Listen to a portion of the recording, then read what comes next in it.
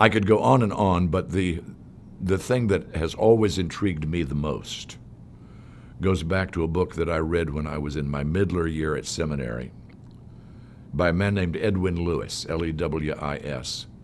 And the title of that book was The Creator and the Adversary. The Creator and the Adversary. And Lewis said, and he was a Methodist theologian and minister, paid the price for that.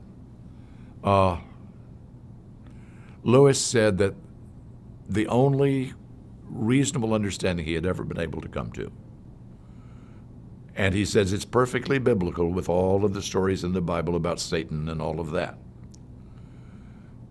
is to, if we hypostatize, make a thing of, if we hypostatize a God in order to explain the good stuff,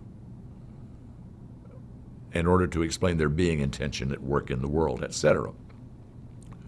Says we've got every bit as much reason, and just as good reason, to hypostatize, to make a thing of, an adversary that is locked in combat with the Creator, trying to tear down and destroy everything the Creator creates. Now, he has been described by various critics as being a person who took the biblical tradition of satanic power seriously. He has also been described as a flat-out 100% Zoroastrian. But some kind of functional dualism, it seems to me,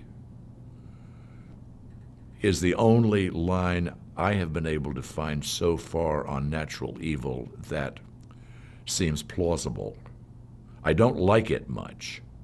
I don't like it much at all because, well, for one reason, if there are any reasons at all for rejecting the hypostatizing of a destroyer, those very same reasons are reasons for de-hypostatizing the Creator.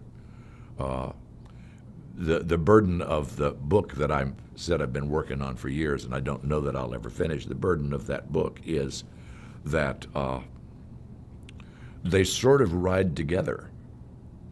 The same kind of arguments you have for one, you've got them for the other one. The same kind of negative arguments you have for the other one, you've got for the one. Why bother with either and just revert back to a nice, comfortable secular humanism that says we don't have to explain natural evil. Bad things just happen. The world's got rough edges. That's just the way it is.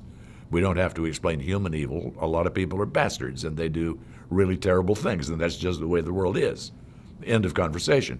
Well, but if we don't want to do that, and if we want to maintain that lovely theistic picture that we live in a world where ultimately everything works together for the good of those who love the Lord, quote unquote. If we want to do that, then that natural evil issue is just right there staring us in the face and has to be dealt with. The title of that book is, if I ever get it written, is going to be Taking the Dark Side Seriously. And what I have in mind there is the wonderful mythic quality of the dark side of the Force in the Star Wars movies.